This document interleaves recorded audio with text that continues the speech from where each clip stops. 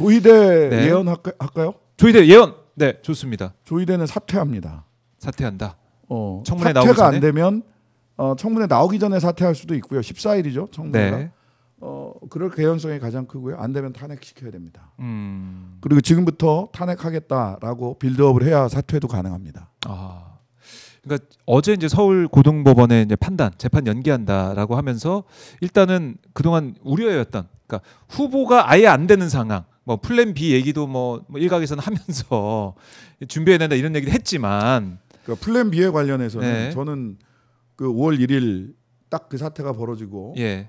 5월 2일부터 5월 1일, 2일 사이에 뭐 조국혁신당이나 또는 민주당 내부에서 그런저런 얘기들이 많이 나왔어요. 심지어는 뭐 저한테도 문자도 많이 오고 DM도 많이 오고 준비해야 되는 거 아니냐. 예. 그런 얘기들이 있었는데 제가 5월 2일 날부터 방송이나 이런 데 나갔다가 5월 5일 날 시민사회 단체들하고 야5당 다 모여서 집회를 했는데 그때 네. 뭐 찾아보시면 나올 텐데 그때 제가 단칼에 선언을 했습니다. 그 전부터 이런 말씀을 드렸어요. 플랜 B는 없다. 플랜 B는 없다. 플랜 B는 없어야 한다. 플랜 B는 국회가 나서서 네. 없도록 만들어야 한다. 다 탄핵하자. 국회의 권한을 다 사용하자. 필요하다면 다 탄핵하자. 이렇게 말씀드렸어요. 네. 5월 1일 사태가 벌어지고 많은 분들이 저는 뭐 그렇게 생각을 하고 있었는데 처음부터 근데 많은 분들이 이제 연락이 와서 다시 숙고를 해봤어요. 예. 근데 5월 2일 날 제가 오전부터 그 말씀을 드렸어요. 마침 그러고 있는데 얼마 안 있다가 5월 3일인가? 그때 이제 유시민 이사장도 민들레 동일한 취지의 글을 올리셨더라고요. 플랜 B는 없었고요. 애초부터 플랜 B는 없어야 됐고 네. 그걸 놓고 막 사람이 나오고 어쩌고 저쩌고 이러기 시작하면 우리가 분열해요. 그걸 노린 거고. 그렇네요. 예. 저쪽에서는 예. 그것까지 노렸다.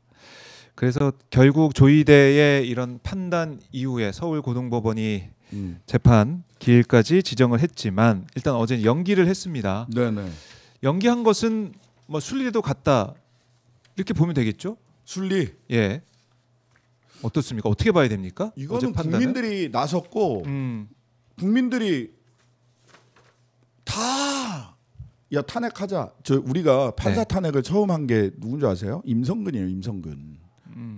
그때 21대 때 21대 그 전에 판사 탄핵을 제 기억이 없고 뭐 역사 속에 뭐가 있는지는 모르겠어요.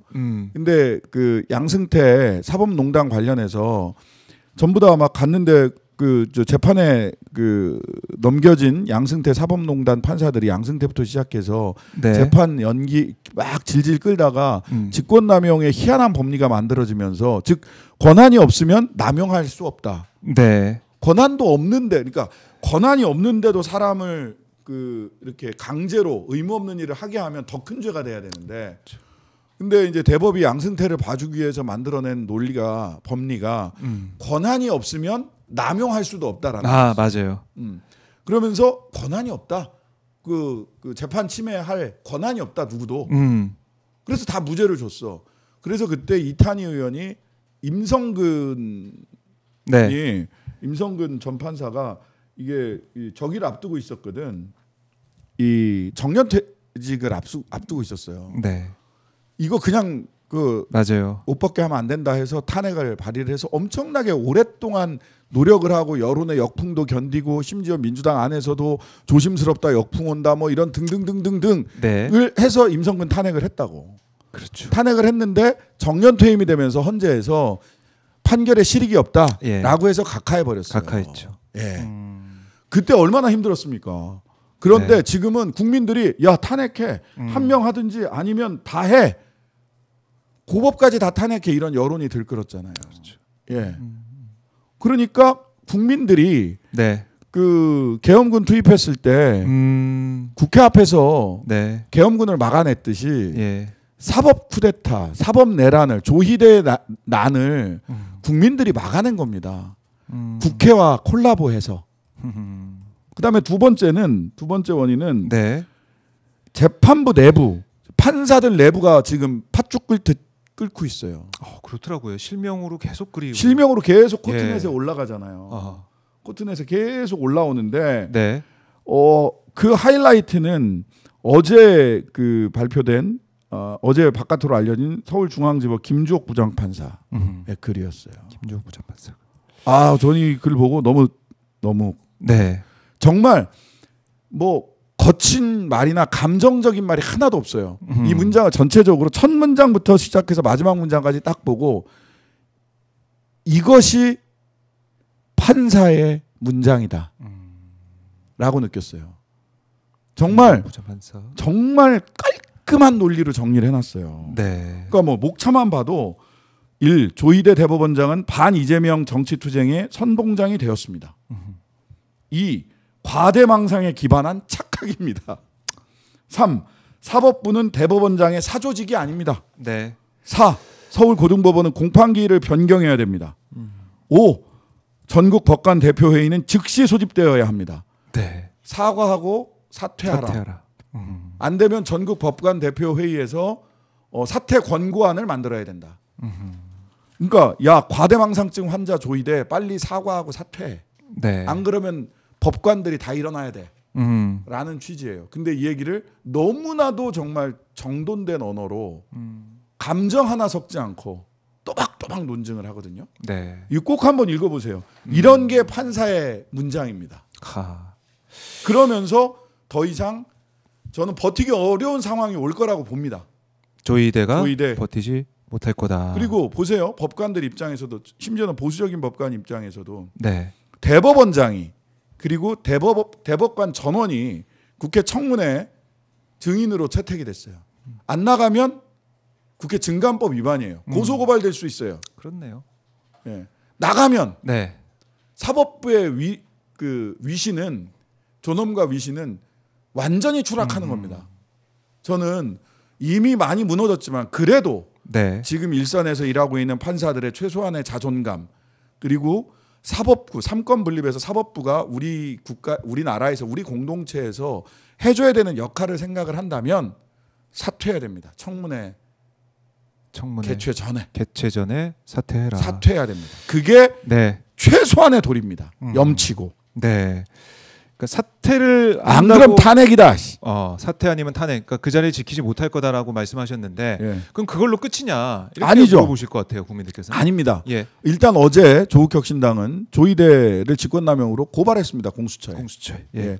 저희들이 검찰 해체 선봉대가 어제부터 출발을 했어요. 네. 전국에 문제 사건들이 있었던 검찰청을 다 가서 도장 깨기를 할 겁니다. 예, 어제 대검에서 시작을 했고요. 네. 아크로비스타 앞을 거쳐서 아크로비스타. 예. 어떻던가요? 공수처 그 앞에. 아크로비스타 앞 조용하던데. 조용해요 지금. 예. 근데 거기는 이제 경호 대상 구역이라 예. 집회나 행진이 안 돼요.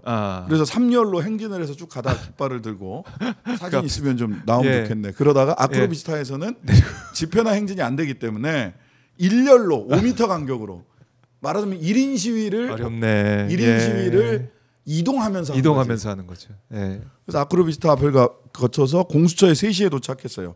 10시에 출발해가지고 3시에 예. 도착해서 공수처에 고발장을 빡 넣고 왔죠. 제가. 그게 수사가 되면 예. 수사돼야 돼요. 그러면 나머지 대법관들 참고인으로 다 출석해야 됩니다. 그리고 무슨 일이 있었는지. 고법 판사들 형사 7부 고법 판사들도 참고인으로 너 니네 자체적으로 한 거야? 네. 아니면 조희대 지시를 받았어? 물어봐야죠. 그렇죠. 예, 수사 대상이다 지금. 수사 대상이다. 예. 조희대는 수사 대상이다. 수사 대상이다. 예. 그래서 책임을 꼭 물고 왜 이런 일을 벌였는지, 왜 그 짧은 기간 안에 전압 결과를 내놨는지 6만 8천 페이지인가요? 그걸 다 봤는지 정말 어느 정도까지 본 것이고 어느 정도 판단한 것인지 궁금한 게 너무 많아요. 예. 그리고 누구랑 통화했을지 조희대는. 대법에서는 그런 게 이제 궁금한 지점이고. 네. 고법은 당일 그 기록 송부 받자마자 당일날 대통령 선거운동 기간 내인 5월 15일로 1차 변론 기열을 지정한 것. 네. 이것도 웃기죠. 이것도 왜 그랬는지 따져 물어봐야 되고요. 그다음에 피고인에 대해서 우편 송달 절차를 생략한 채 곧바로 집행관 송달을 촉탁한 거. 이것도 말도 안 돼요. 이런 일은 없었어요. 한 번에. 예. 아니 원래는 우편 송달을 해야 됩니다. 우편 송달. 우편으로 보내요. 그러면 이제 폐문부재. 그러니까 문이 닫혀 있어서 전달하지 못했다. 그럼 다시 보내요. 네. 그래도 또 안 받아. 그러면 특별 송달이라는 걸 해요. 그러니까 그 주말이나 네. 야간에도 송달할 수 있게 하는 거예요. 주말이나 야간에도 송달을 할 수 있게 해서 갑니다. 네. 그래도 못 받는다? 그러면 마지막 절차로 집행관 송달 촉탁을 하는 거예요. 사람이 직접 찾아가는 거죠. 마지막 최후의 수단이에요. 네. 근데 이거 바로 그날 당일날 우편 송달 절차 생략하고 갔죠. 오, 이렇게 되니까 고법도 짰네 짰어 이렇게 되는 거죠. 고법도 짰네 짰어. 이재권 부장판사, 예. 이재권 재판장, 윤석열이랑 동기예요 사실. 사실 동기예요. 사실 동기. 예, 사실 동기. 끈끈할 수밖에 없다. 예.